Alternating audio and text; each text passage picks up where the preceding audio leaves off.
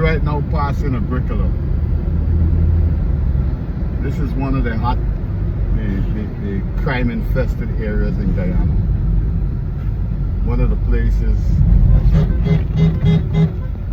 What is he doing? Oh.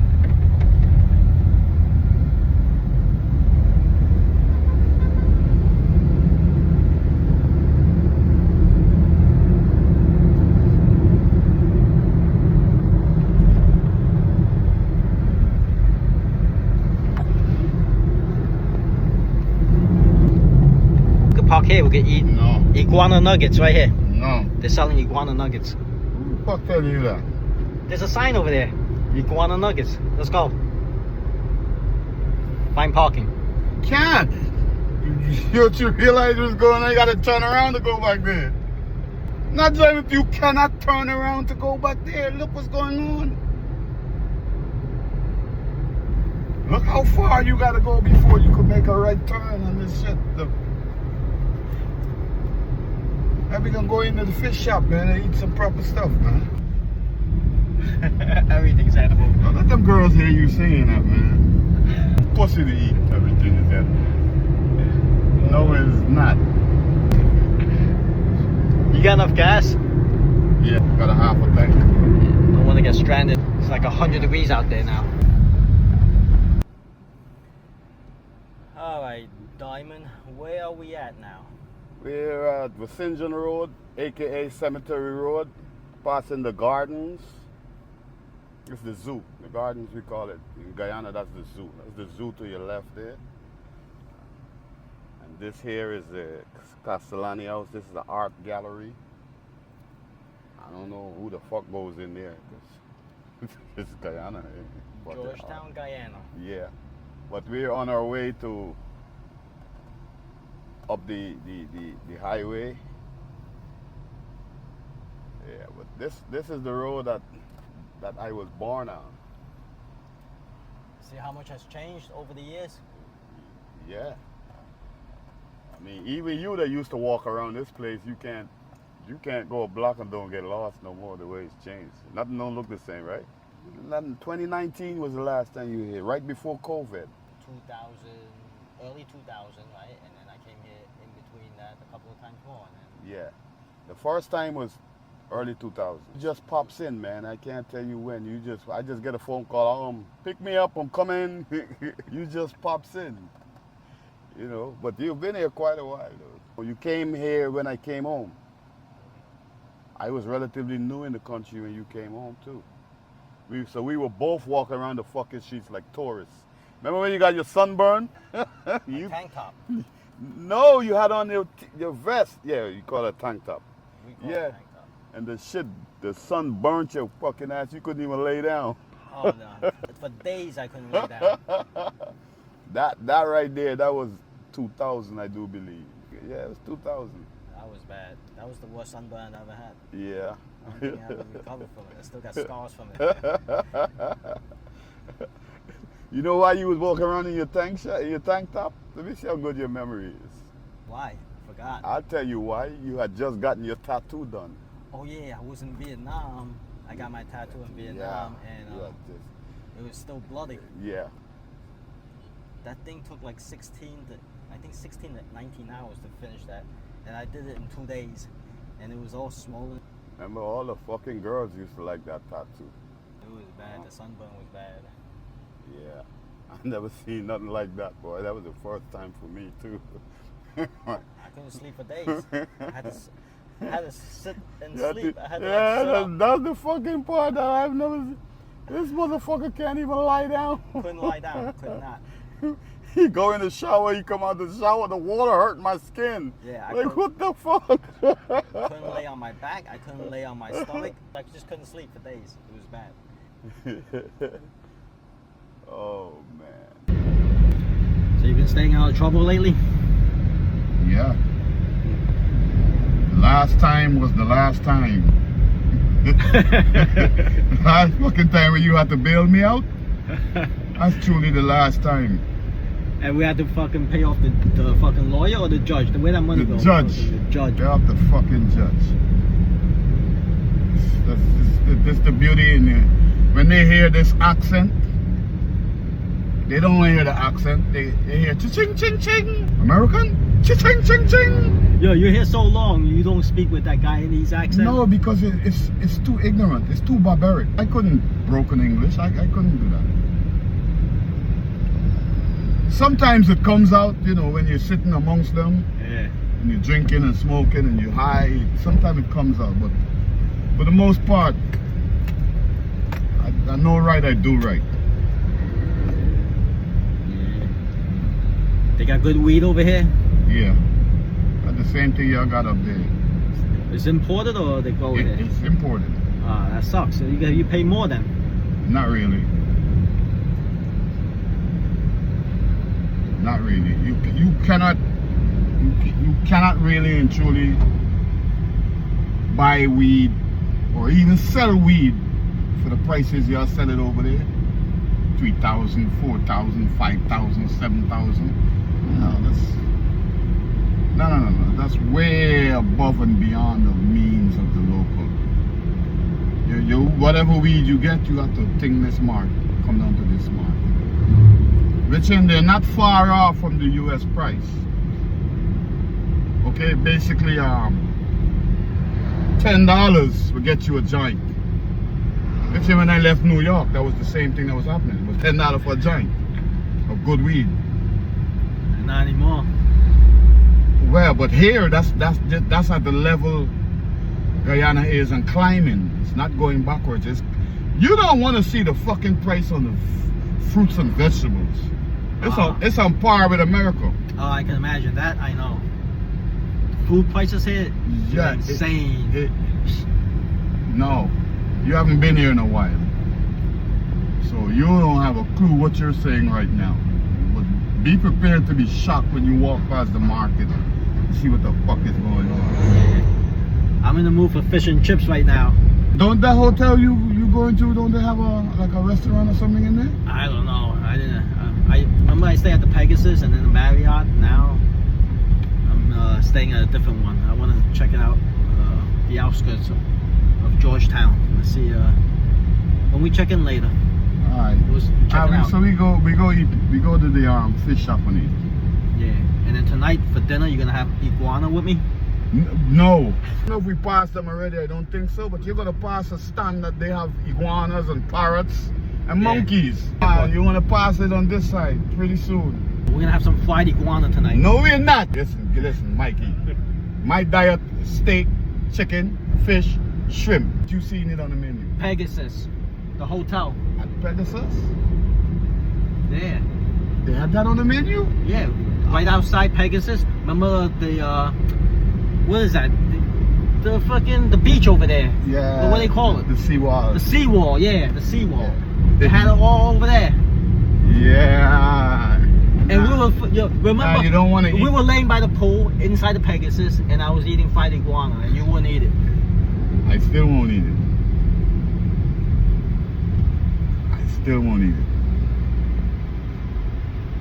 No fried iguanas, no. But how do you know you don't like it if you never tried it? Who the hell is asking if I'm gonna like it? Mikey, psychology will not work on me, buddy. Okay? Very particular what goes in my mouth. Food is food. It goes in one hole and out the other. You know, bad. My son has been trying to get me to try pork, and I'm like, I don't fucking eat it, and it's not no religious reason. No. I just haven't been eating it for so long. I think we're coming up on the iguana stand, right? Iguana stand right here. Yeah. Oh yeah. Let's go out and check out the iguana stand. All right, let's. Do they cook it right there and then? And we'll grab something to eat. Hold on, don't come out yet.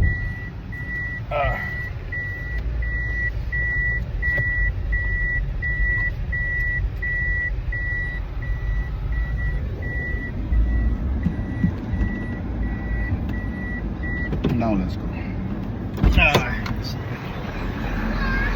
We got the parrot, the monkeys.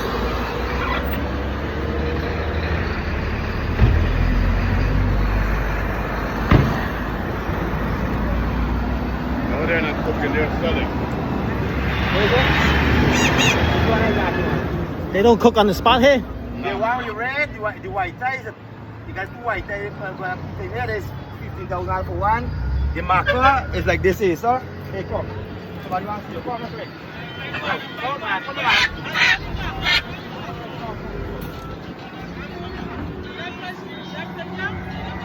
Them red shoulders, baby, red shoulder that now grow up. Now the red start come on. It's like this here, sir. Oh, I never ate a parrot before. I had monkey, but not a parrot.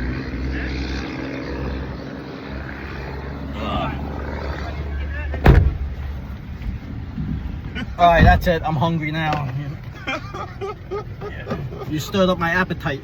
Oh man, I keep telling you this thing here, you gotta go to not any restaurant serves this type of stuff. So you gotta You got anybody to cook it? no. Nobody that I trust. Mikey, that's a delicacy here, man. It's an acquired taste. You just can't get that anywhere. You can't. Pegasus, oh yeah, Pegasus used to sell them. Yeah, Pegasus has. They had that wild meat menu. You could get a lot of shit at Pegasus. I don't know. We got time. We got time. We got the vehicle. We could drive around and see. You'll find out where it is. You can get that stuff if you want to eat. How they serve the monkeys? The fuck you gonna ask me? Fried, steamed, sauteed. Oh, I'm not sure. Could be on the fucking menu. In China, it's on the menu. Everything's on the menu in China. Well, Don't forget, there's a boom in Chinese people coming into this country. well. You put one and one together, what do you think? Who's building the airport over here? There was no freaking airport like that before. You see how they modernized the airport here? Yeah.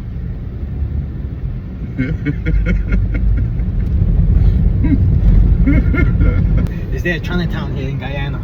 No. Not yet? But there should be soon. Something happened. The influx of Chinese that's here didn't just gradually build up. It was an overnight thing. Something happened. Some kind of deal was made between China and Guyana to accept these people. Not just people, but they are full-fledged businesses. 90% of all supermarkets are Chinese. The mom and pop business is dead. The little dude or girl on the corner hustling with a sweetie stand or a drink stand is dead. When you get in the town, 90%,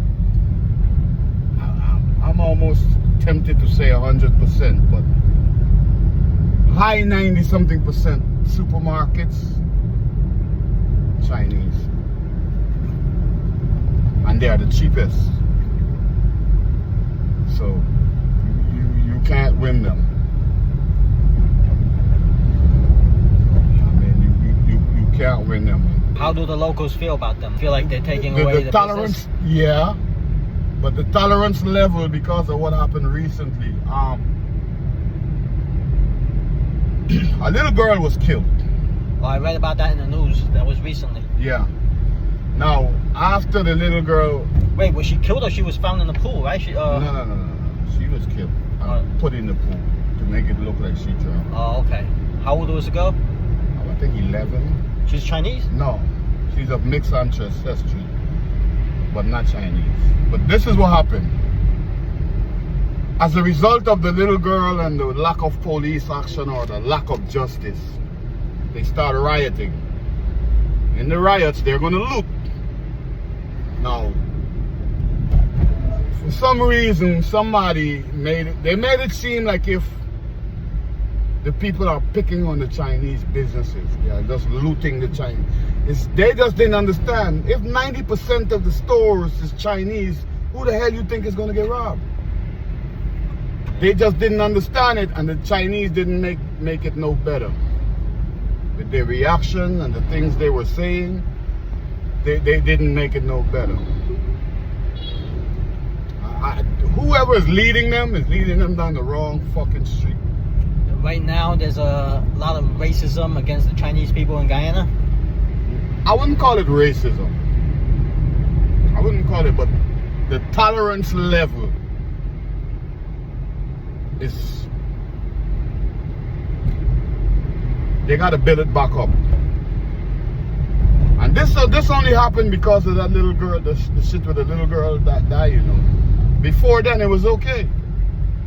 Before then, it was only the business community that was complaining about the influx of the Chinese.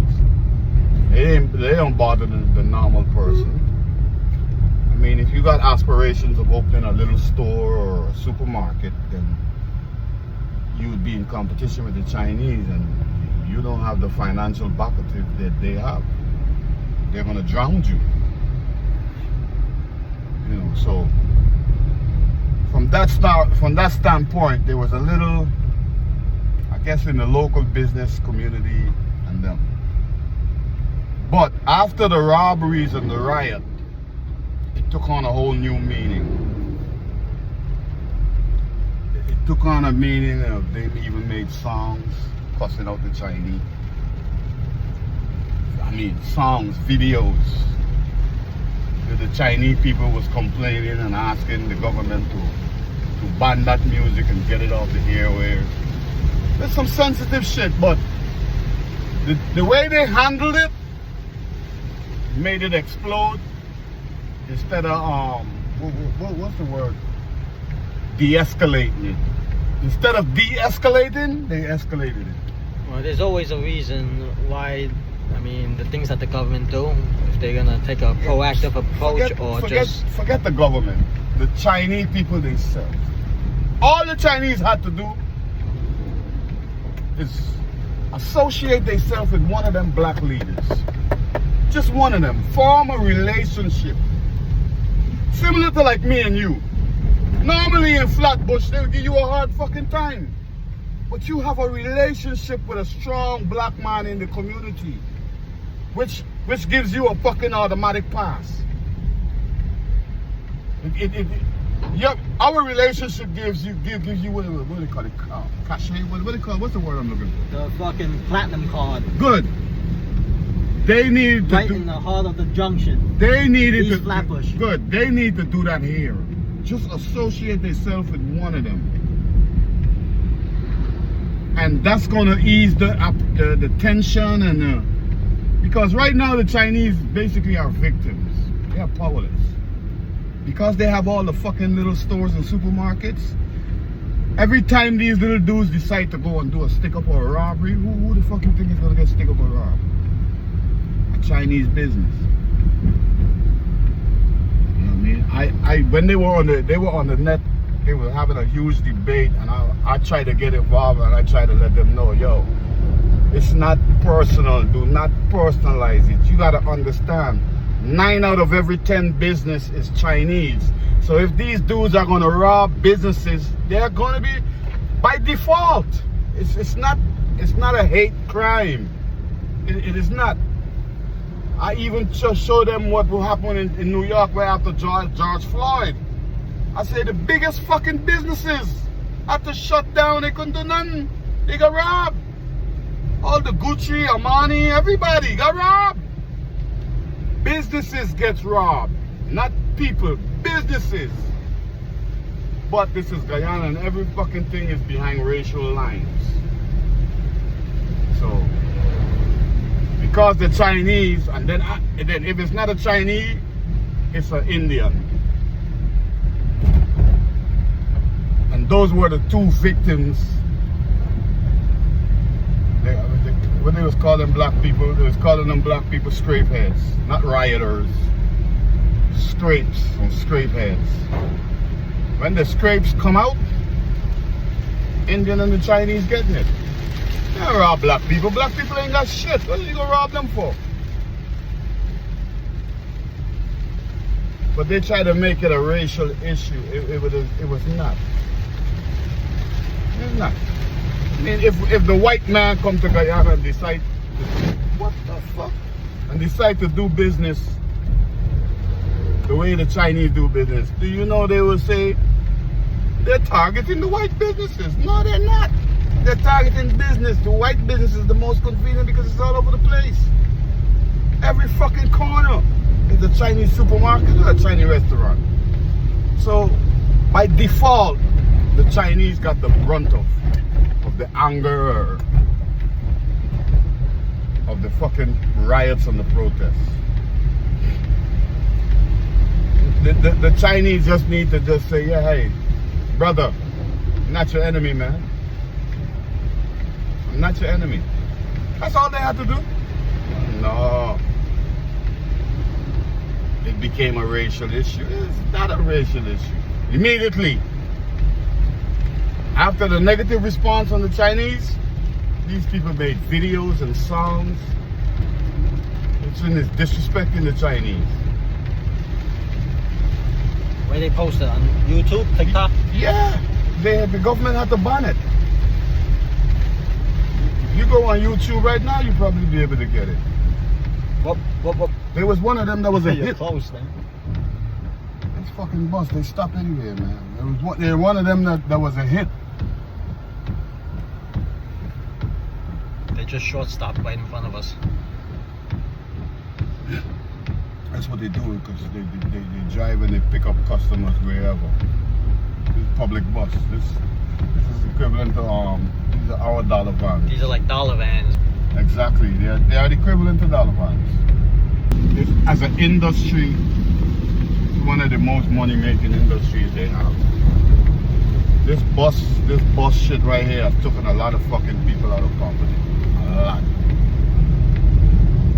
I was checking up on the Marriott. It's over $1,000 a night. What's going on? The last time I was here, it was like maybe 2 and change. I can't answer because a lot of stuff that's going on here, the people here are oblivious to it because we don't go in a Marriott. What the fuck we going in there for? Since you were here the last time, I haven't been back to the Marriott. You were the reason why I was there in the first place. A lot of people don't know. When you send me the price for the Marriott, I'm like, what the fuck is wrong with Marriott? 1,000. No bullshit, that's the nickname for Guyana. That's Guyana's newest name, Little Dubai. And people gonna get priced out. Well, that's what's happening. That's what's happening. Who can afford to come here?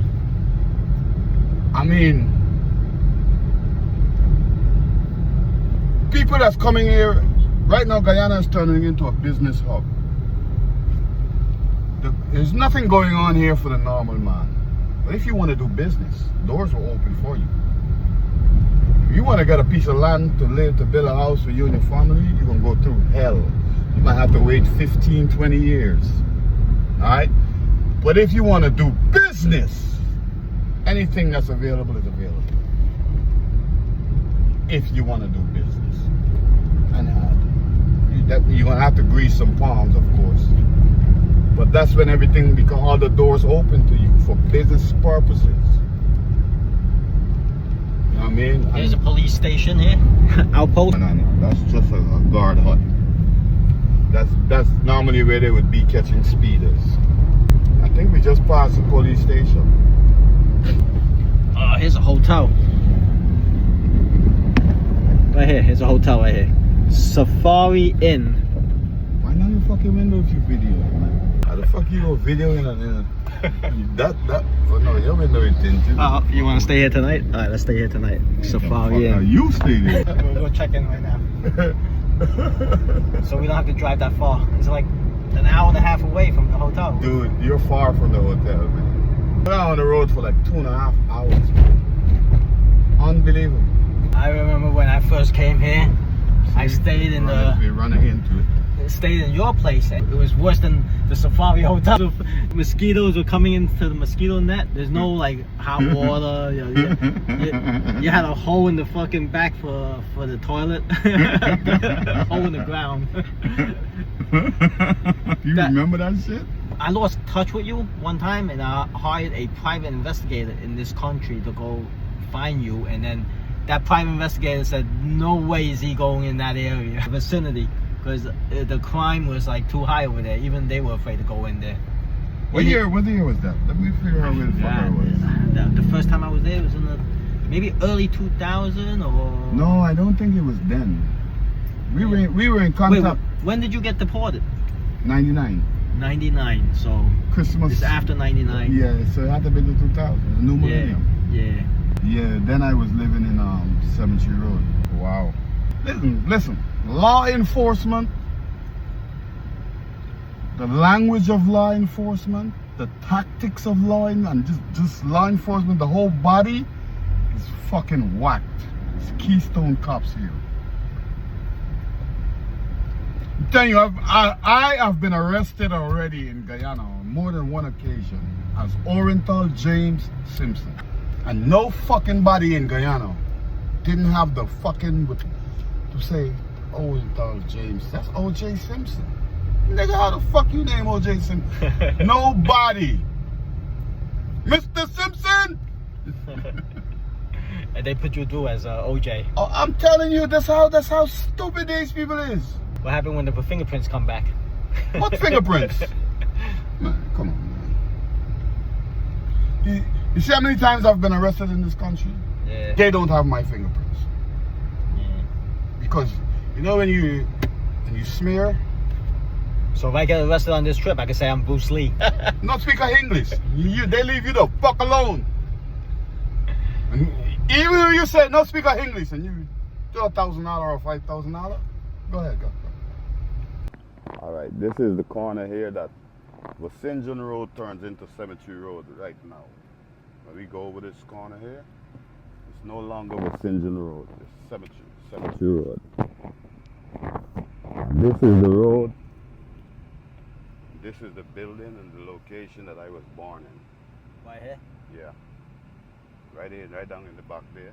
Okay. The doctor that delivered me is from right over here. Dr. Isaac. Yeah. You know what? This changed so much over the years. Yeah. I mean, the roads are paved now. You remember where I used to live? Remember when I came back home where I used to live? When you came here, where did you come? We were walking down the street here, me and you. Yeah. Can't remember? No, there's no Because way I can the remember. house right now is that 3-story house right there. You looking at the pink one? Okay, that I remember. Right there.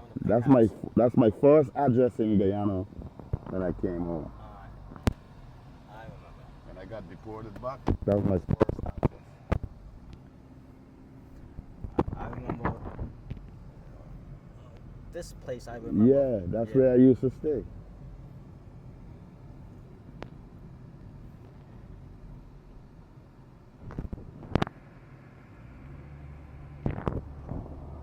So this is a cemetery. This is the reason why this road is called Cemetery Road. This is the Cemetery Road. Right This here. is Lee Repentor Cemetery. This is, I guess, the biggest or the national cemetery. I don't know what the fuck they call it, but it's the biggest one here. Slow it down. 50 miles, 50 kilometers per hour. So you're going like what? You're going like 70, 80 before. 70. Police station is straight ahead. Don't want to get pulled over by the cops again. Nah, man. Inside the city, I got it under control. When we go on the outskirts, then I'm susceptible to anything. See? Here's the outpost, police outpost right here. This is the building that they recently threw a improvised explosive device. You got some horses there. Horseback riding.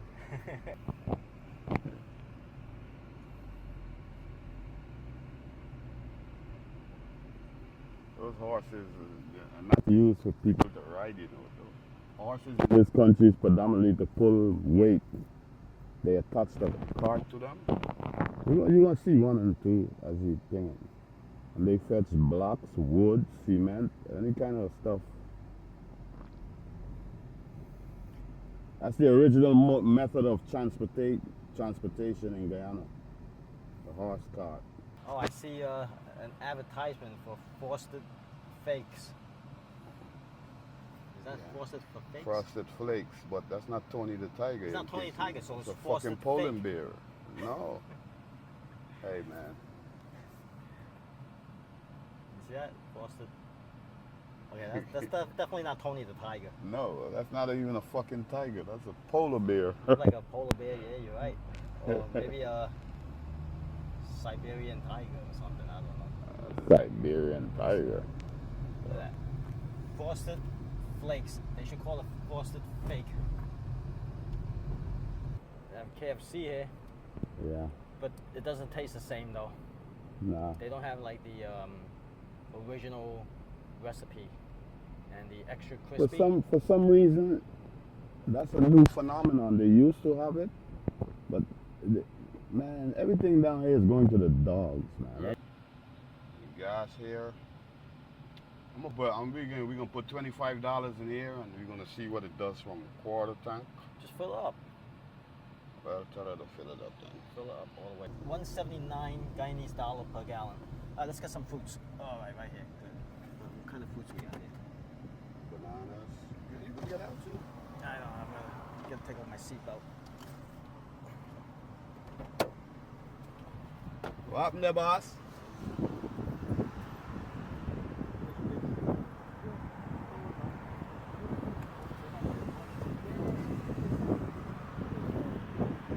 These are not ready to eat them. How about the pineapple? Yeah, the pineapple. Yeah. Is ready? 800? Yeah, can you take it off? Yeah, I will take it off because this way we don't have to get a knife. As a what? You can chop it up? Oh, you want to peel this or eat it right now? Yeah, yeah. Can you peel this for me right now? That's all.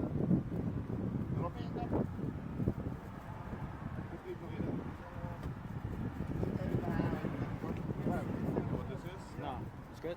Yeah, it's cashew. It's good. Yeah, cashew. We'll get some. Right, you don't know where it is, but what help you, right?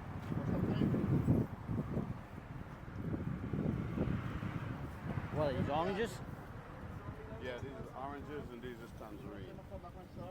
Let me try some of those. How about these? How about these? What are these? Avocados. Avocado.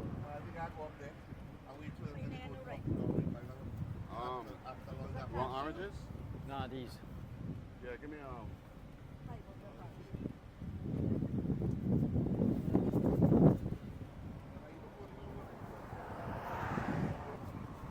It's kind of sour. It has a citrus type flavor to it, but Sour? melts in your mouth. It's like cotton. Take this. We'll take that. Bar, you want? No, not this. Nah. Pick something better. Oh, it's good. I like this now. These oranges are overripe. They're about to go. Okay. All right, that's it. Let me show you something more. Huh? Let me show you something more like this. Nah, no worry about it. Give me the bill. 20. 28? 3,000. 3,000. Yeah. Not the green one, the pink one. All right, take 3,000 for me. I know. That's right. 3,000. 200.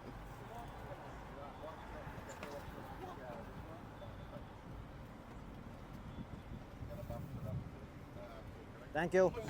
How much are these apples? 3 for 500. How much? 3 for 500. 3 for 500. All right, give me 3 then. Give me 500. Yeah, I like this particular apple. Give me 3 for this.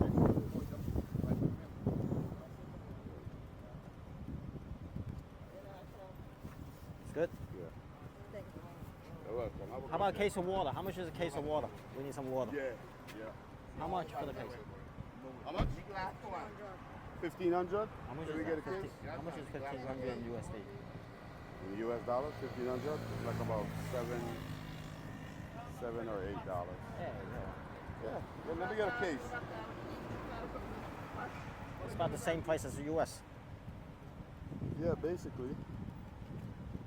No, we don't have enough here.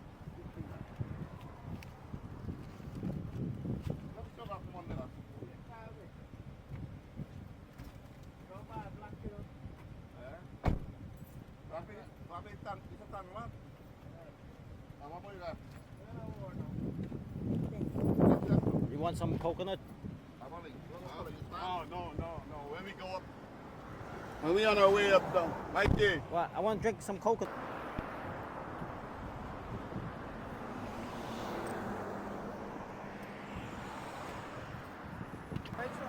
This one is. How much for these two? Huh? $1,000. So, yeah, give one. 1,000 Guyanese dollar It's $5 US. for 2 bottles of coconut water. Yeah. Okay, that's equivalent to like almost $5. 2 bottles. Not almost, it is the equivalent. $2.50 per bottle. That's like Yeah. U.S. prices. Cost of living in Guyana. It's out the fucking, that Chinese came here and took this contract to build this road. This road is called Heroes Highway.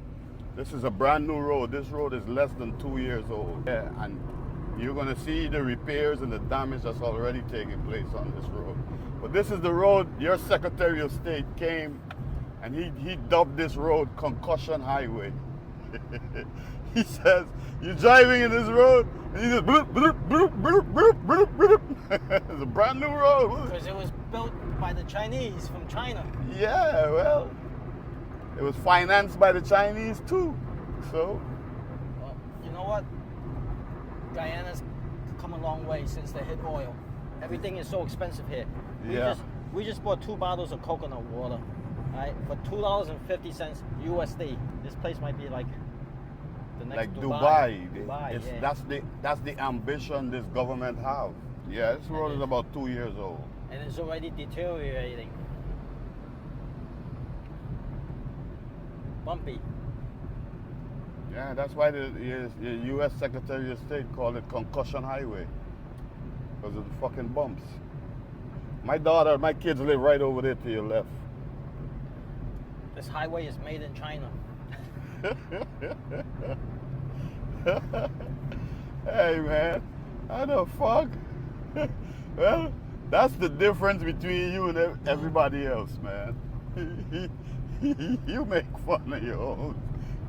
What? No, I tell it like it You is. gotta be able to laugh at yourself before you can laugh at any fucking body else. Anyway, I'm American, so I tell it like it is. Look at the Brooklyn Queens Expressway, same shit. Yeah. They've been working on that for decades. These houses are pretty nice over here. Yeah, these are brand new. Everything here is brand new you're looking at. But what's going on is that anything of this magnitude you're seeing, you're either a foreigner, or you're friends of the government, or you're extremely rich. All these is owned by drug dealers or gangsters. This is the number one way to launder money in Guyana right now. That's a blast from the past. That's us. Starsky and Hutch, Biggie and Puff. That's us. Sticks and Clutch. You Sticks, I'm Clutch. I'm Biggie, you're Puff. Alright. I'm Starsky, you're Hutch.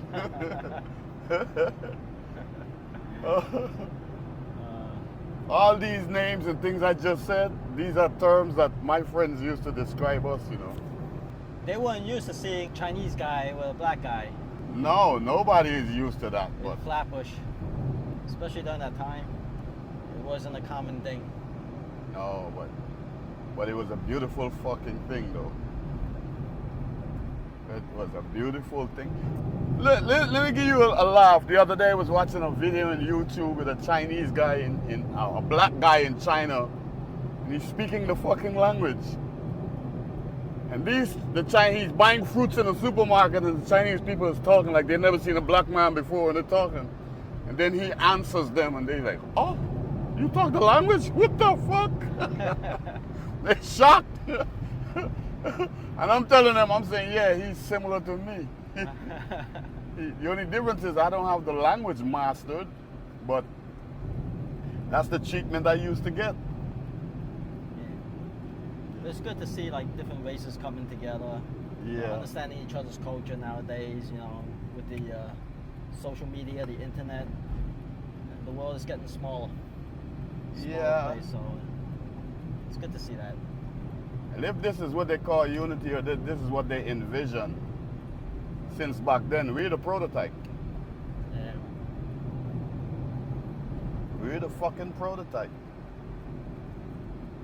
Even back then, it was so difficult for me to merge the two groups together. You know, you had your friends and I had my friends, and then they didn't understand the culture unless they like really mingled together. But then Yeah, the but, bridge was. but that's the thing between though. me and you, like, That's you know, the thing though. We were did the bridge. understanding for them, and they trusted our whatever decision we came to. If I say it, yo, that he good, and he's good. Then nobody else don't need to tell him nothing. Yeah, and you were the same. You were the equal version of me to your guy. Everybody did what you said. You've never been to a casino before. Nah, the first time I went to Atlantic City is with you. You took me there. And even the way we make money is different. Very different. Remember Chinatown Jack? That's my boy, man. That's the first. Well, you the first, but out of your boys, that's the first one that really accepted me. After you, was him. Yeah. He used to pick my brain on a steady basis. And he's a lot younger than you too. Yeah, He was but- like what, 15 years old, 16 years But old. look, But don't you think like the Asians are like more mature beyond their age? I won't call it mature, but they're advanced. The things you would see a young Asian kid doing, you wouldn't see an American or West Indian kid doing that. He would be in his own fucking kid lane. You But- and him click because he reminds me so much of you, like his personality. Yeah, but no, that not just that. I mean, he was the first one to got a sense of who I was in that area outside that from you, because Jack used to fucking go around and see places. Jack used to mix and fucking mingle. He was a funny fucking guy. Anybody he talks to likes him. He was a funny guy, man. You remember that story with the bicycle? All right, tell us that story. I think it's in my book. Yeah. Black Blue. He was gambling in a fucking pool hall. Who was gambling? You the fucking Not one me, that but beat that him. black kid who was that hustler, remember? Oh, That black kid used to come in. yeah. He was like very well spoken, Yeah. well dressed, like a Yeah. preppy Yeah, black kid. yeah, I would describe him. And he used to hustle everybody for money. Like we're thinking like, this kid's a college kid. Easy pickings. He ain't no Nemo. There's a fucking shark there, man. But He'll let you win a couple of games, and then next thing you just to know. boost your confidence. Yeah. That's why I'm saying he was a fucking shark. He wasn't just a hustler. So he wiped out Jack for a lot of money, and then Got a couple thousand. Because after Jack borrowed the bike, because he almost got into a fight trying to pick up the bike, yeah, tell us that story again. in I your had words, to- 'cause it's in my book. Jack wanted to go and get more money, right? So there was a bike parked up there, and he know he's going wherever he's going and come right back. So, but the owner of the fucking bike don't know Jack or where Jack is going. And the owner of the bike was a black kid. There's a young black kid in the neighborhood that I know, but he Oh, the was neighborhood Yeah, kid. he was young. He couldn't too young to be in the crew, Mikey. Uh-huh. Yeah, that was Rusty. That's the guy I used to have selling the weed for me. Oh, yeah, okay. I remember. Okay, Rusty. So Rusty ran and grabbed the bike, and Jack is like, yo, what the fuck is you doing? and they was about to, and Jack is trying to explain to him, no, so I had to come and I had to say, yo, Rusty, love him. 10 minutes, he'll be right back. Then when he came back, he hit me in my chest with the fucking money. This is how we do it in our hood. No guns, no nothing, look. And then later on, he explained to me just how he did it. And I'm like, God damn, if this is not ingenious. You see, crime, the Asian crime is similar to the Italian crime. I mean, in structure. Yeah. Because there is no black family I could just go knock on the door and say, yo, open your door, and I have to go in there shooting coming out.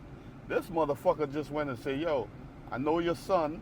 If you don't want your fucking son to go missing when you leave here to go to school, you're gonna open this door and let me in, let me get what I gotta get and go. Listen, man, what was that, like a 10-minute robbery? The way you guys do it with a gun and a mask, we don't need to do that. He Like, you fully fucking explained to me. I mean, I understood. I don't know You what the... understood? Yeah, because he explained that the Chinese people don't trust the police, so they're not going to call the fucking police.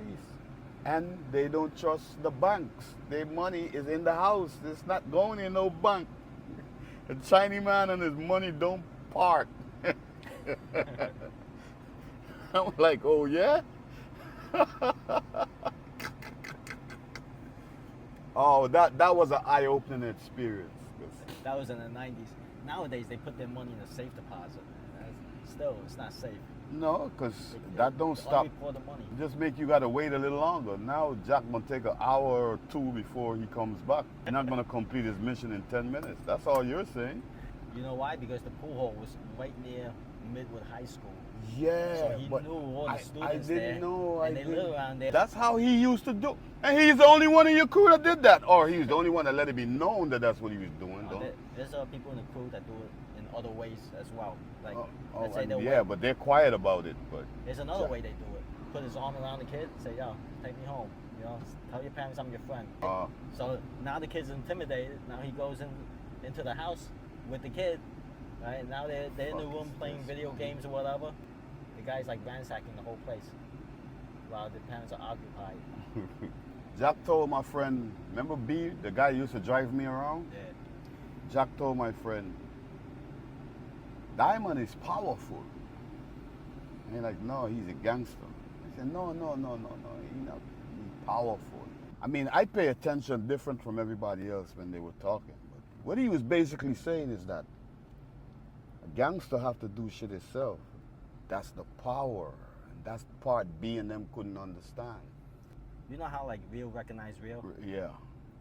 And Chinatown Jack was real, so he can see it. See things that other people don't see. Plus he was fearless. Oh, that guy was fearless. He was fearless. That was one of the reasons why he was so open and so thinking about what he was doing, because what the fuck we were gonna do? That guy, man, I loved him, man. I remember one time he came back, Mike, I just scored $15,000 on the street robbery of a businessman. And then he started spending all that money in the pool hall in the Al Joker poker machine. Yeah. The Al Joker poker machine ate up all his money. Then he went downstairs and he bought those scratch-offs. And he won. How much he had won in them fucking scratch? Remember he won $10,000 on the scratch-off? Yeah. I'm saying that this guy got some fucking luck. He just did a robbery. He don't have luck. It's not luck.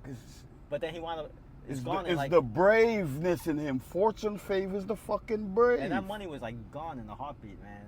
It's like gambling at the pool table, at the do you know? I don't know what position he had in your gang. Nah, he was associate. He was at the bottom. I'll tell you what. He spent money like he was on the top, though. You see, that day he deserves a promotion. He can't be in the bottom.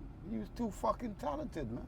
And when shit hit the fan, he was the only, except if you're not there and your boys is there, Jack is at the head with me. I do the talking, you got my back. Jack. You know what? Brave. That motherfucker was brave. It wasn't no scaring him. I can remember one of them fucking dudes that was talking and riffing and saying a lot of bullshit. And Jack wait till he finished talking and Jack said, yo, I'm minding my own business. I ain't know you was talking to me. You gotta say that. Let me see if you could say that shit, all that shit you just said. Let me see if you could say it again. Go ahead, I'm listening now. You got my attention now. Motherfucker. This motherfucker. Jack was not no ordinary fucking street soldier. Jack had the ability to be more than a street soldier. I guess he was one like us. He was comfortable in his own skin. You know what I mean? He ain't fighting for position and he ain't fighting for this and fighting for that. Real do recognize real. Real gravitates towards real. And he was a fucking real one, man. From the get-go. I don't think you know about this story. What happened was he spent so much money gambling in those machines that the Italians owned, the Joker poker machine and the You know, like those slot machines where you got the cherry and the bell. Wait. I don't want to cut you, right? But didn't he have a way of fucking robbing those machines too? Oh, so you know about it? Yeah. Yeah. So listen to this, right? Yeah. So he spent so much money in that machine, right? So he found a glitch in the system. Oh, okay. Yeah. So yeah, when yeah. he hit the 3 bells, he lowered his bet to a certain amount. Click on the button, it kept on paying off. Jack wasn't nothing to play with. So every spin he was getting paid. Yeah. Until he cleared out the machine. So then he tried it on another machine somewhere else and it cleared it out. And so he went all over Brooklyn clearing out these machines. Then he expanded to Queens. Then the Italians started figuring out, why the fuck are these machines losing money? And they finally caught up to him. He only told one other person, was Danny Boy. Remember Danny Boy? Yeah. Yeah, so I the remember Italians him. finally caught up to him. You can read about it in the book, Bad to Blue. I gave you a copy of it. I got it right here. I couldn't remember the details. You just filled it in, but I can remember he was king of the fucking slot machines for a reason. That motherfucker. He was the definition of a crook. Oh man.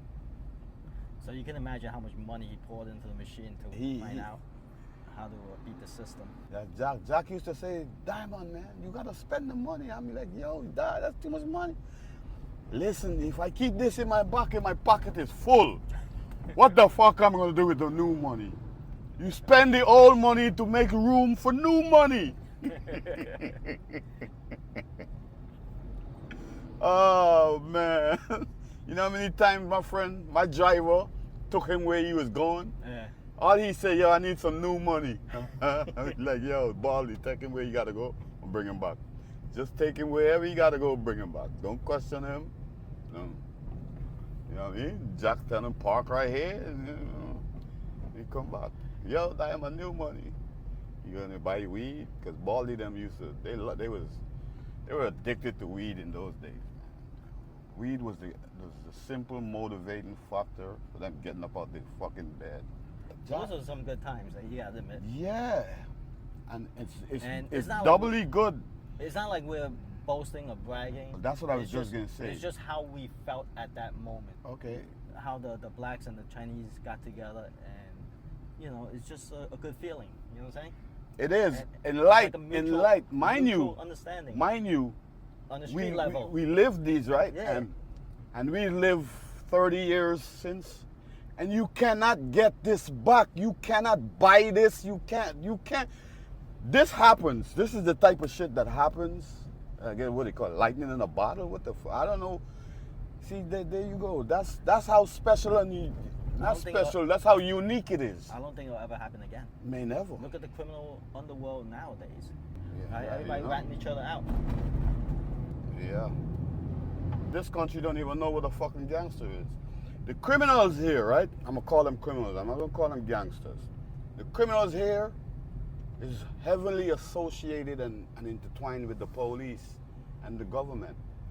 And in gangster and crime world, that's a no-no.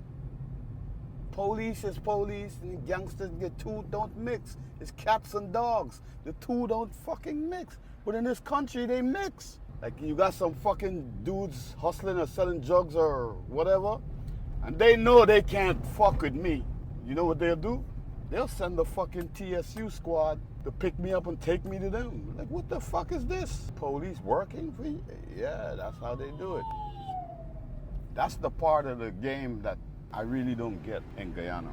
The police and the government aspect of crime. Years ago, I don't think you know about this, but when you read the book, you're gonna realize when they were target practicing with you in the pool. We did that a couple of nights. Well, that wasn't no one night. Yeah, that was our recreation. It wasn't night alone. We do that in broad fucking daylight. Let's put it this way. We close the door and we alone up in there, and we fuck up every telephone book we could find. You won't know this until you read the book. The last time you target practice with them and you didn't see them again, it's because they did a heist and they got busted. That's why you never saw them again after that last target practice. The next day they went to do a job and they robbed a jewelry store. The jeweler had a retired cop escorting him. Oh. So they all got bagged. One got shot, and 2 got arrested. That's why you never saw him again after that. Wow. Like I work with a lot of cops. Uh-huh. They don't have the level of alertness that we had in the streets. No.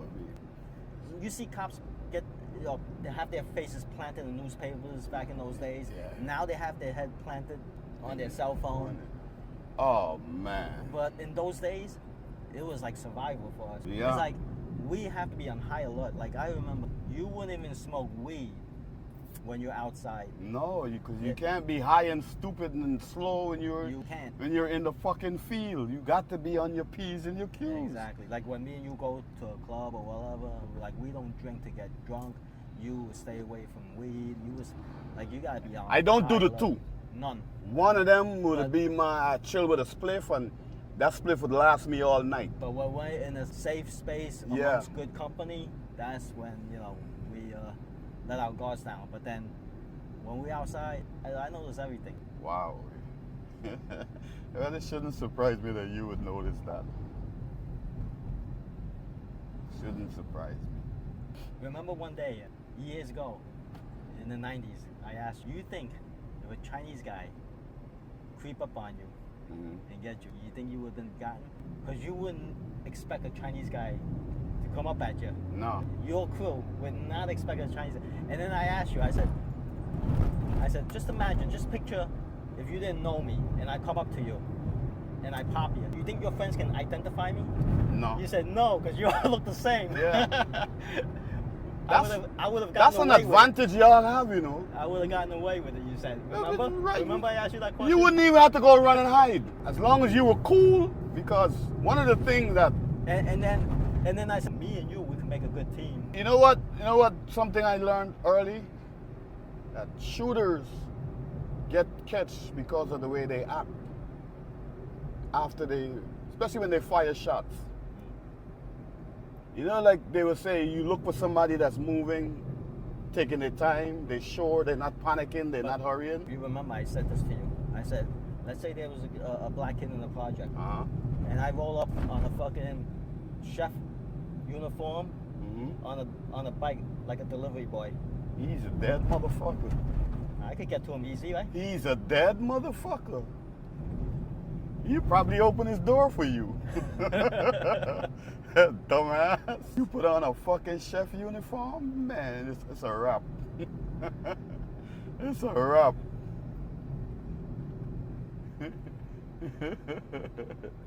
Yeah, but you see, now we both are in agreement that you use certain disguise. You call it a chef uniform. Let's say disguise. I am known for wearing a dress, but my friends know that if they see me on the road and I'm in my fucking disguise or whatever you want to call it, they don't even call me. They don't even talk to me. They will follow me to see where I'm going. And when I get back home, they say, yeah, I was watching your back the whole time. You didn't even see me, but I saw you. I was following you. Just making sure. I know this is your work uniform. So, and plus, Sparrow said the whole block, when he rolled up, the whole block said, yo, watch your boy Diamond Garden. Look for the little short, sexy girl with the white purse. That's your fucking boy. You think we don't know, but we know. It's so sad, man. Hey, yo, dude, we live the fucking life, man. Listen, people in Brooklyn, Flatbush, VA, Florida, Miami, North Carolina, South Carolina, Atlanta. Dog, y'all gotta pay attention and listen, because that's the only way y'all could ever experience what we're talking about. They ain't got no fucking magicians to put this kind of program back together for Uno, so y'all could enjoy or be a part of it. You can't. You just cannot. You know what I mean? And this one of the most beautiful things about this relationship here is that this relationship made me a unique person. I'm one of a kind. Think I'm lying? Go on the net and find the next motherfucker that was in an Asian gang. Yeah, in an Asian gang. No arguments, no fights, nobody disrespecting nobody. Everybody falls in line. Try to see if you can find the next nigga who could have these kind of conversations that we're having right now. Impossible. It would never happen. I ain't never seen it before, and I haven't seen it since. So,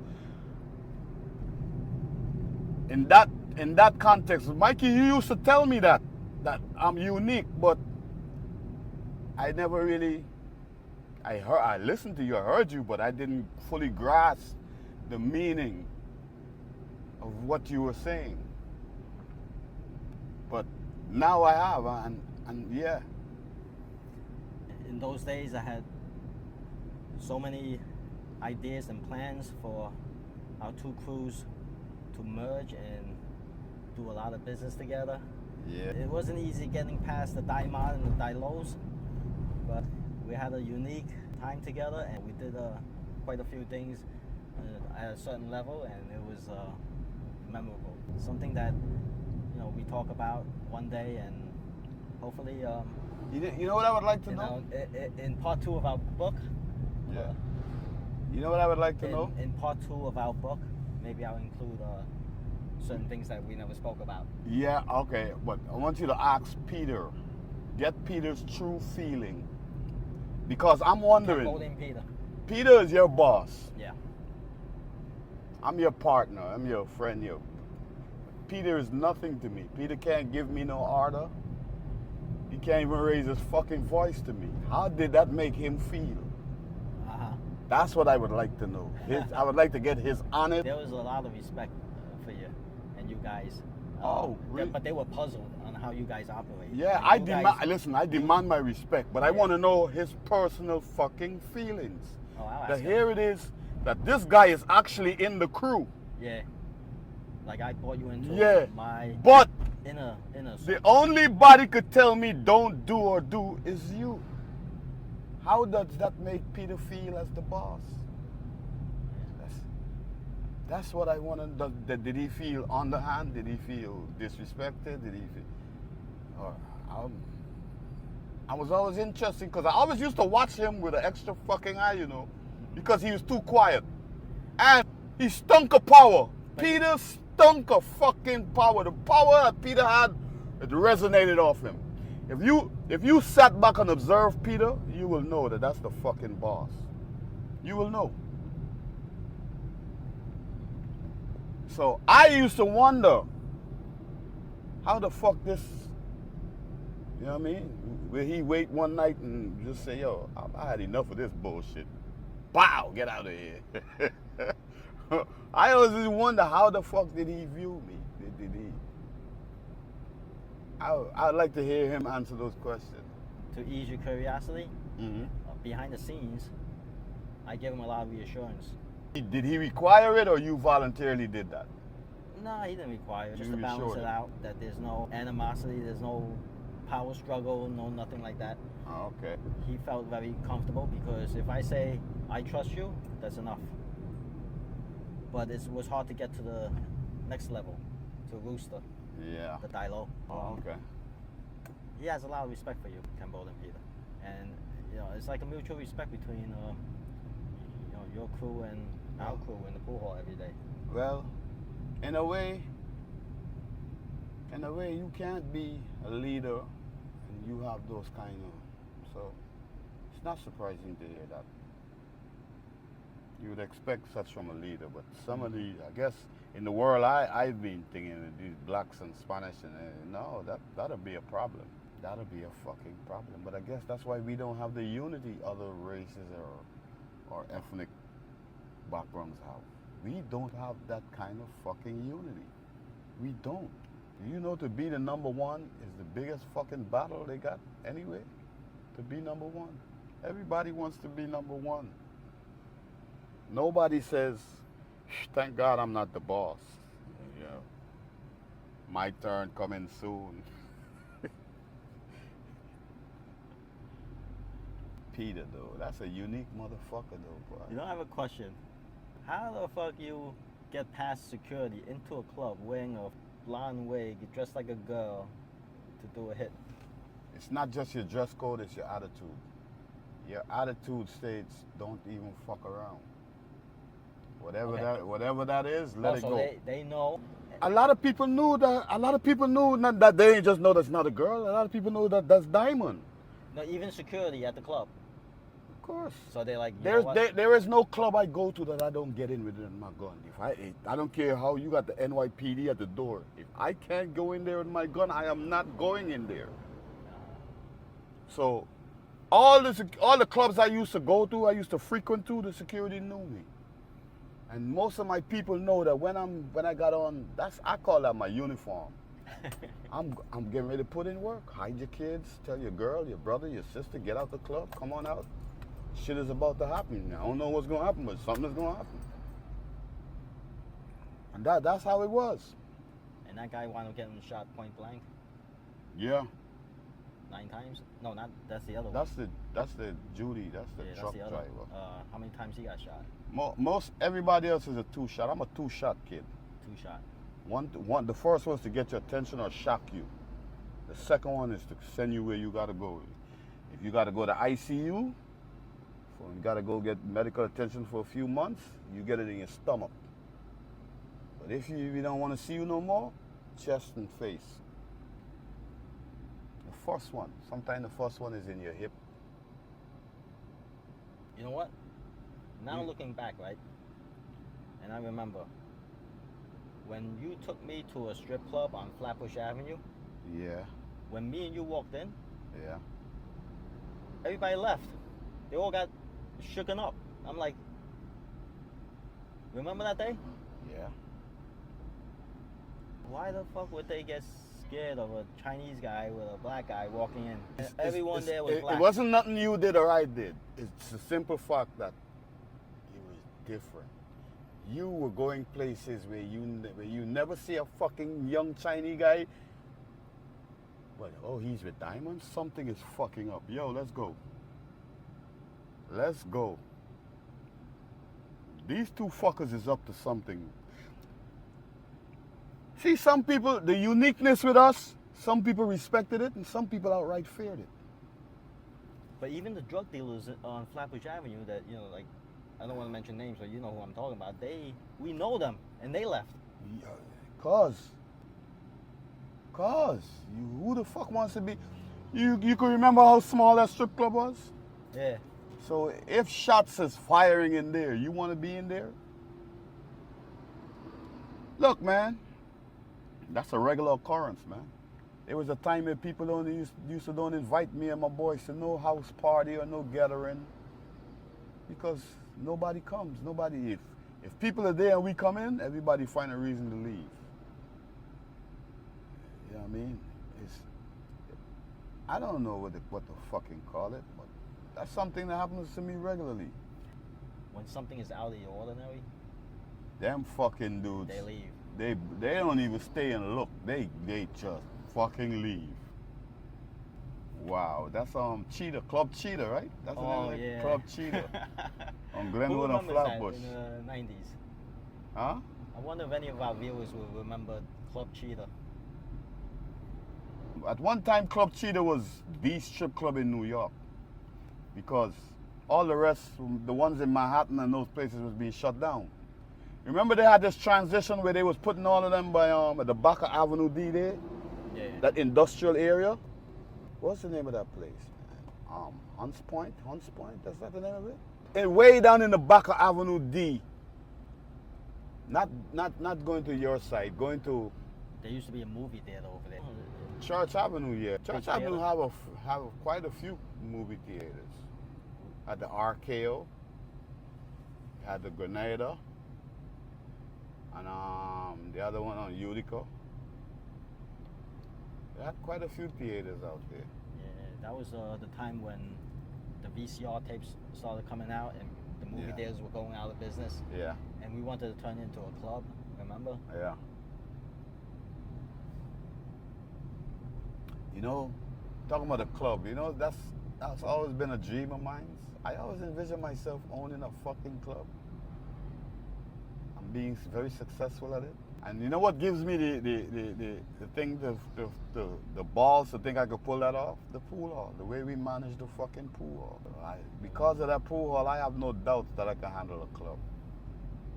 You know how many people I know with clubs, I go and I advise them and they use what I learned from being in the pool hall in their fucking club? Yeah, this is the structure, this is how it goes.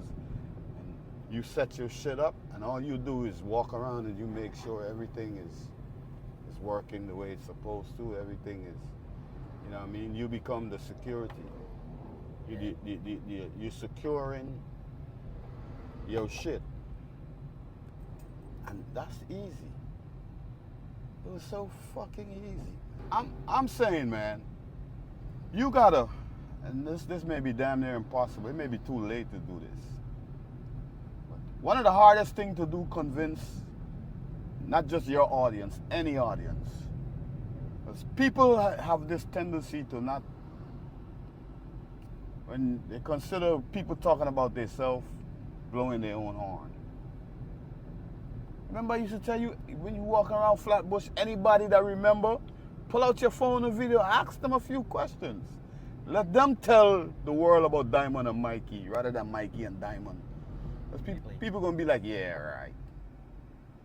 Okay, I believe you or I don't believe you. But if you have other people doing it, okay. And that's the thing, man. We subdued, not physically, but we subdued all the fucking gangsters in that the whole of fucking Brooklyn. Because most of our people don't, it's not from, most of the customers and the people used to come in there, they used to live in the general vicinity of the pool hall. They come from somewhere else. You remember that? Yeah. So it's the whole of fucking Brooklyn. It's not just Flatbush. We had our fucking thumbs on the goddamn, it was the whole of fucking Brooklyn. Back in those days, Vanderveer was popping. Yeah, but not to us. Vanderveer was a no-fly zone to a lot of fucking people. Even the police. Especially the police. But not the fucking us. You see, almost everybody in my crew that got deported, even some that's still there, none of them are still the same. Nobody could maintain the structure. Nobody. And that's one of the things that made me lose respect for a lot of them. Because you get to realize, nigga, you was joyriding all this fuck. You was pretensive. It's like in your book you was talking about one of your friends them that used to go to karate class. Yeah. Practice the jiu-jitsu, but he could never win a fight. Yeah. That's like a lot of my friends are just like that. You find that when you're with us, you're a gangster like us. But when you're by yourself, you're a fucking, come on, man. That's what I find, even to our great leader. Fucking coward. He's a fucking coward. Yeah, but he did a lot of shit in his days. No, he didn't do a lot of shit. He organized, put together, and was part of a lot of shit. But him doing? No. No. You see, but he had that kind of respect in the prison system, though. No, people... no, that's where when I started to question his, not necessarily leadership, but his ability as the fucking gangster that everybody is afraid of. Motherfucker, you no gangster. None of y'all. All the adults that went to jail with me, except the boss, snitched. And I learned later the boss gave all of them permission to do it. Hell yeah, I don't like you crying, go ahead. Tell them what you want, tell them and go home. Like, how the fuck do you make that decision about other people's life? So but when we was in jail, that's when it dawned on me that these motherfuckers. It's when I was in jail. Now we wasn't in the same jail together, but we were communicating. And it slowly but surely it dawned on me that you are these motherfuckers that's in here that I got my fucking foot up their ass as a 17, 16-year-old. Dude, you were one of these motherfuckers. And I guess they're one of you when they're out there too. But when here the thing is, there are certain people, their gangsterism or they badness don't translate. It don't travel with them. You know, like you got some dogs that you can't go in their yard, they'll kill you. But you catch them out of their fucking yard and they run and gone. That's these motherfuckers, man. That's that motherfucker. I mean, I sat there and watched people telling him shit. And I'm like, dude, I ain't gonna fight for you. You gotta throw the first fucking punch. You ain't even gotta connect. Just, you know what I mean? And I start, yeah, man. You were largely responsible for me making that decision. Why you say that? Your advice, the advice you don't really give me advice. You know, you open my eyes. I don't call what you give me advice. You open my eyes, show me what I am not seeing that you're seeing, or the world is seeing that I'm not seeing. And when you look at them objectively, your opinion of them change. You know, right now he don't have no value to me. Right now my life is in danger when I'm around him, because on many a nights I sat there and people want to try him and they tell him, yo, you lucky, you know, you got ranks there with you. You lucky. I'd be like, yo, man, open his fucking head, man. Nah, he could say what he want to say. No, man, you're that. Come on, this is not how this life works. And then I realized, you know what? I'm in danger. Because look, you know how many times I've been arrested? Ask yourself how much time they even went to the fucking police station. Never. Never. And dudes come looking for them, they leave their wife and kids and disappear. They run. How the fuck do you do that? You're a gangster if you could chase me out of my house. If you could make me run, leave my house and seek refuge from you at somebody else's house, you're a fucking gangster, buddy. I'll buy you a beer every day of the week. Picture that shit. Picture that. You know how much times he does it? Man, listen. I know dudes that's scared of him. He more scared of them than they scared of him. It's all a dream, man. That motherfucker was on a hype ride. But what he did is that he surrounded himself with some of the baddest motherfuckers they had. Because and when I left America there, let's say the top 5, 2 Jamaican, 1 Grenadian and 2 Guyanese. And the more down the line, the more diverse it is.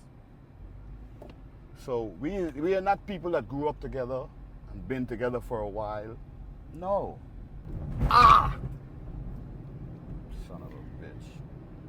It's very rare to have a leader who can do the things that he expects his underlings to do. Well, that's one of them that can't. They don't generally go into the front lines. Remember now, everybody in our fucking crew, everybody was bad then and they're still bad now. That's the single one motherfucker that you could see him, beat him up, kick him in his ass, slap him, and he ain't gonna do shit. Every fucking body else you from then till now, you risking your life if you won't test them or try any dumb shit with them. Motherfucker, your life is in danger. Every one of my friends, except that single fucking... I speak with, it sound like I'm angry or, it's disdain, because the motherfucker fooled me, man. And following his ass cost me my teenage years, my best years. You know how much time my fucking dad warned me about that motherfucker? You know how much time? Man, you would not believe it.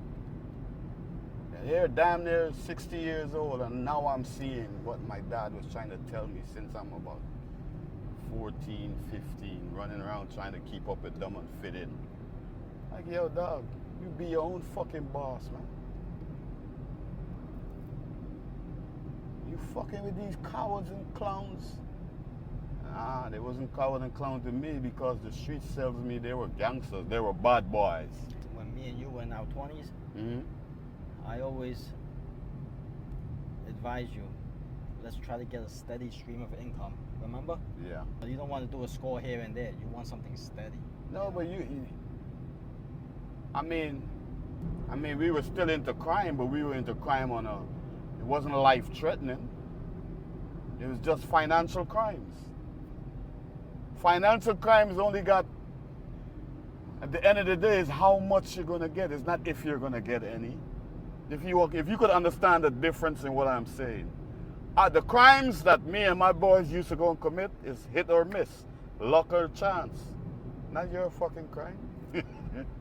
Hey, Diamond, we got a whole lot of counterfeit, man. Just go to Coney Island and free fucking money, free clams. them credit cards had what, 10,000. You know what the fuck we had to do to get 10,000? With you, I get 10,000 with a piece of plastic. I go in Radio Shack and spend 10,000, or spend 5 and get the Russian change. Who does that? Because you got your contacts in the Radio Shack. He wasn't my contact. He just couldn't tell me no. Guys from the neighborhood. Yeah, fucking Haitian guy. He couldn't tell me no. I said, listen, plus, I'm not going to spend the whole thing on me. I'm going to leave something on it for you and your people. There aren't too many Haitian gangsters in Flatbush in those days, right? Yeah. Mostly Jamaicans, No. Guyanese. Okay, Even Trinidadians, there weren't that many. No, Mikey. You're wrong. There was. Yeah, I know a couple. You just wasn't. Gene was one of them. He's a Haitian kid. Gene ain't no gangster. Gene Yeah, had bosses that were Haitian. He dealt in drugs. Right. Now, understand this. To you, how do you know that this guy that you're watching is a Trini or Haitian? You probably look at everybody and say that he's a Jamaican or he's one of them. No, when I was on Flatbush long enough, I could differentiate who's a Haitian and who's a Jamaican. How? Their accent, the way they speak, the way they carry themselves. Then the way you they have dress. to listen to them then. Yeah, if I interact with them long enough, I will know. No, if they're I Haitian. don't have to hear what they're saying. I could tell you, yo. Every culture have different mannerism, different dress codes, and the whole nine. But there weren't too many Haitian gangsters, though. Do you know what I mean? No, but Haitian gangsters never really broadcast themselves. They used niggas like Gene and them. Gene and them was about the hype and the exposure. Nobody know who Gene Boss was. I knew, but nobody else knew. You know what I mean? And these motherfuckers is gangsters. They're powerful. They're not. You see, that's the thing though. We have this thing where we call criminals gangsters. And to be honest, it's two different things. Gene is not a gangster. Gene is a fucking criminal. A two-bit hustler, but a criminal. Gene cannot be considered a gangster. You couldn't do to a gangster what the fuck. You know, Gene, I rescued his ass in that bathroom when them guys came back, you know. You couldn't do that to a gangster. Yeah, it was in my book. You could not do that to a gangster. How would the fuck? And you don't die either there or when you leave in that fucking pool hall. Look, and that's one of the things. See, there's a mental side and then there's a physical side. If I could get you to I never considered Gene a gangster. I consider him like an opportunist. He's a hustler. A hustler, yeah, that's right. A hustler, opportunist. Yeah. Remember that Haitian restaurant right next door to Collectibles? Yeah.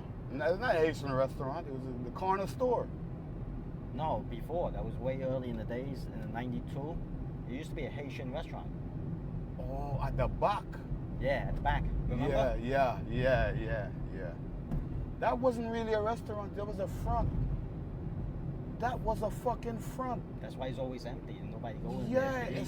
it's a fucking. Yo, them motherfuckers is lucky, because if I knew what I knew about that place when I linked with you, Yeah. and you gave me that office in the back. Yeah. Oh, when I got in the back there, I realized all these buildings are interlinked from the back. From the front, it looked like it's separated, but when you're in the back there, they're interlinked. Like, who the fuck comes in the store and knew there was an office in the back there? Nobody. Everybody thought the part where Hank had his comics, that's the end of that store. Yeah. Nobody knew they had a fucking office in there. A lot of time people come in there and misbehaving. They think that I ain't nowhere around. Then I come out of the back. You're like, oh man, Diamond, I'm sorry, man. You know what I mean? Because remember we had the intercom. Yeah. So when they arguing and talking bad to Keith and Dirk, they just used to press the button and I listen. Okay, and then I'd look at the camera. Oh, okay. And you come out the office. Yeah. Yeah, we had that office well hidden. It was any customers that walked in, they thought that was the back of the store and that was it. They didn't know. Nobody knew what the fuck was there, because on the front of the door is comic books. Yeah. You have to open that thing to know that, yo, whoa, there's a hidden compartment back here. What the fuck is going on?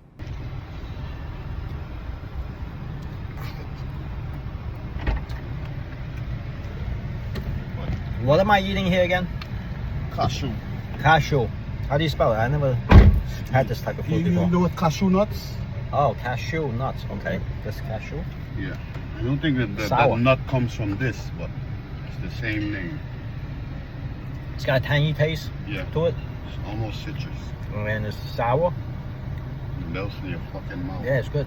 I like it. Imagine if you make a juice out of that. How do I describe this? The texture is like a pear, No. like a soft pear. Oh yeah, pear. Right? Be careful with that word in this country, you know. In this country, a pear is an avocado. It's good. I like it. I knew you would. I got some more of this. You're gonna see Actually, it. It's in season, so it tastes. you're gonna see it all over the place. You know what? I like this better than a pear. A pear is very sweet. It's like sugar. This is more like a Citrus. tangy citrus, and it's got like a kick to it. I like it.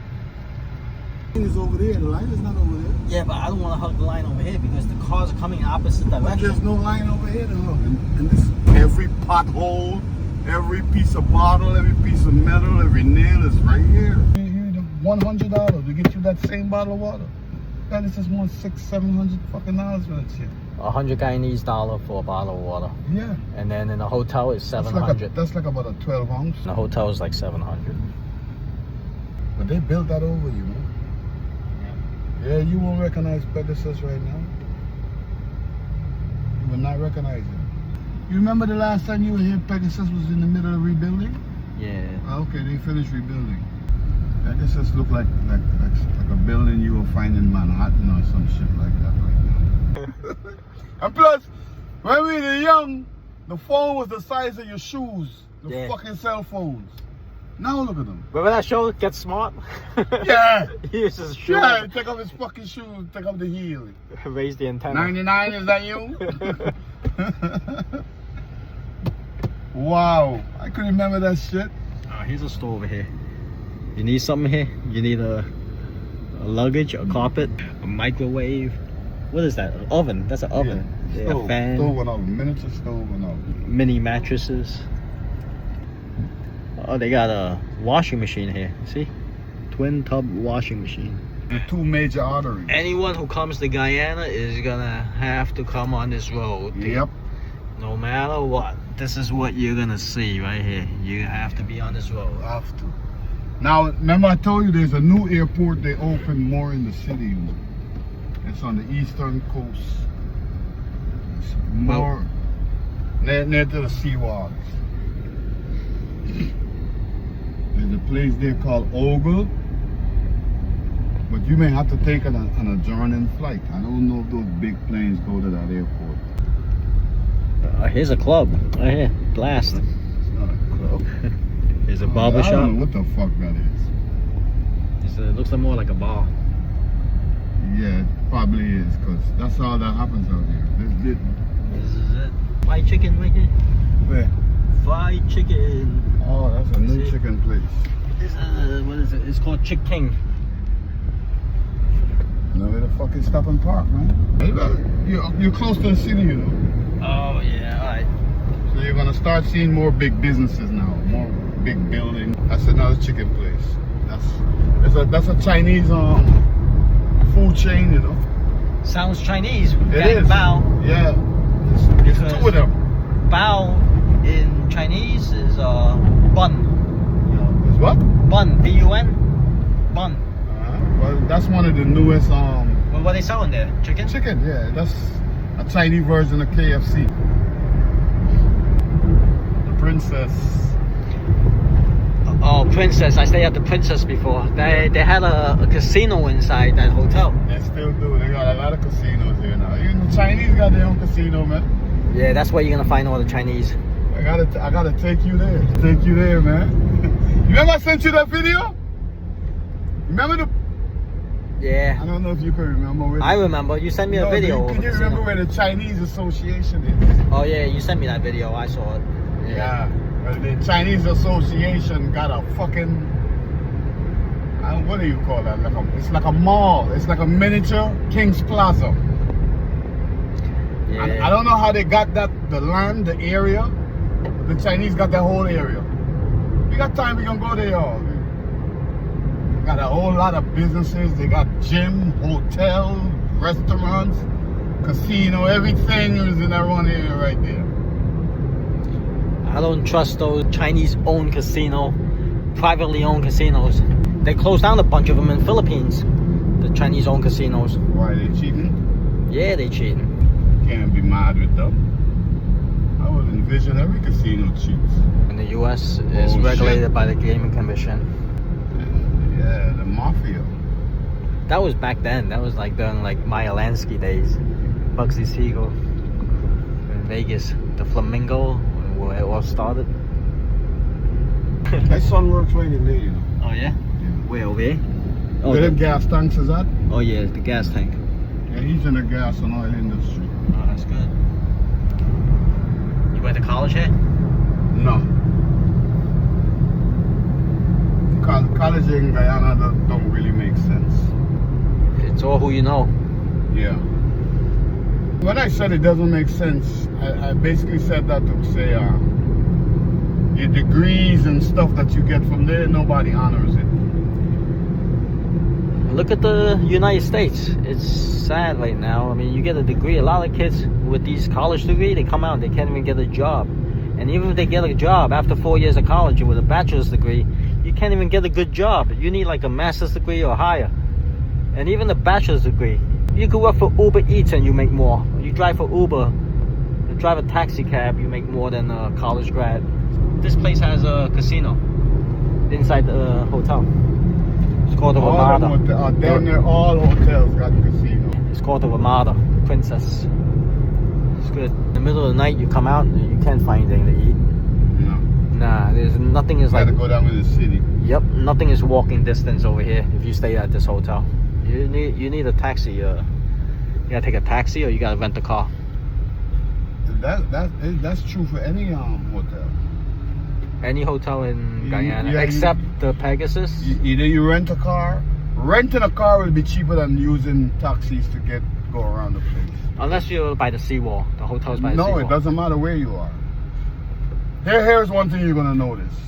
Every hotel you roll into, they have a taxi stand there already.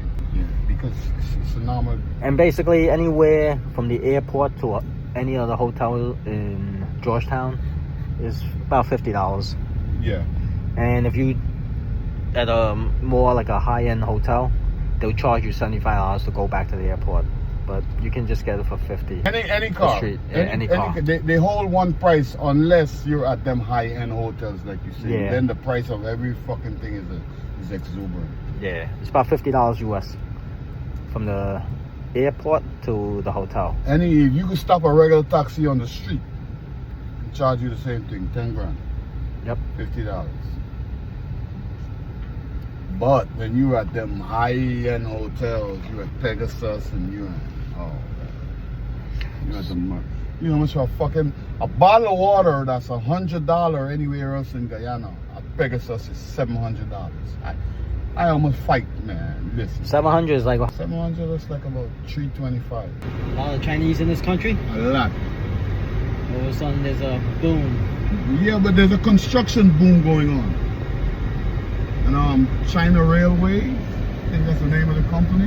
When I was here, this wasn't going on. No. The road was dirt. Now it's paved. Well, semi-paved. This is going on all over the country. All over the country is in this kind of state right now. This is what they call expansion and Guyana hit oil. yeah. This is the junction to Linden right here that we're approaching. Where them cars is coming from, that's the Linden. That's where them big trucks full with sand, they're coming all of them coming through here. The West trucks. Past them. You're gonna be seeing them all up and down. You're in the truck zone right now. I remember years ago when I was here, I got stopped by the cops over here at the checkpoint. Yeah. No, it wasn't a checkpoint. It was a lone squatty on the road doing his hustle. Fucking, they got me, man. They got me for like what, $100 USD? No, 50, 10,000. 50? Yeah, the other rest went to the driver. Remember, we had took a taxi, Wani? I forgot that. How much the driver took out of that? Or I had to pay extra for the driver? No, Wani got 10. The police got 10, Wani got 10. $100. So that cost me $100 USD? Yeah. Because the fucking driver had to wait. That's their hustle, man. You gotta be careful. That's what I've been trying to tell you. One way in and one way out to the airport. This is the only road to the airport. Yeah, there is no alternative routes. So they catch these They wait for foreigners. Foreigners, if they see that you're a foreigner. Because a foreigner ain't never gonna say, I ain't got it. Yeah. They always gonna have it. That's why I was trying to warn you just now when you talking about, oh, it's just a little bit of ain't nothing. No, that's to you. But you might as well tie a pork chop on your ass and walk through the dog pound. Alright, you might say, it's just a fucking pork chop. I don't eat pork. But them dogs ain't gonna be saying that. Foreign currency in here, in this country, is enough to kill for. Alright? Don't go around mentioning it or dealing with it willy-nilly. Don't do it. I remember back then, there were hardly any Chinese people in this country. Oh, man, you ain't got no such problem. Now, You ain't got no such problem. now you see them all around. When we first came, was it 2000 or 99? 2000. Either 99 or 2000. Early 2000. Whatever it was. At the turn of the millennium. Early 2000. I came here like 4 or 5 times already. And the first time here, I didn't see any Chinese people in this country. Like, Yeah, maybe, you had to go to the fucking Chinese association. yeah, remember you took me to the Chinese association. That was the only place you could find a Chinese person. And a Chinese restaurant. And the local little tiny hole-in-the-wall Chinese restaurant. Remember that? Yeah. That was where, by Cemetery Road. Yeah, that's where I used to live, on Cemetery Road. Fucking crazy over there. People don't even dare to go in there. Well, they do now. They do now. The country's expanding greatly right now. Remember, somebody got shot and killed right across the street from where me and you were staying over there. Yeah. Well, now, I remember shooting and people dying is a regular occurrence now. even now. No, it's more worse now. Now it's rapidly catching up to other jurisdictions. The crime rate, now everybody got a gun. When you first came to Guyana, nobody outside of the police force had a gun. If you showed us somebody on the streets a gun, they'd be like, wow, where the fuck, what is that? Where did it come from? Is it real? The time when the kid got shot across the street from us. What year was that? 2001 maybe, 2? That's when the guns started coming in. Yeah. Yeah, the country had an enormous crime wave started right then. Since then, no turning back. Everybody got guns. Everybody got guns. Before, this used to be a machete and ice pick tongue. Not anymore. Where we're going now, we've got to be strapped. People like us don't exist. It's a different breed. Different breed.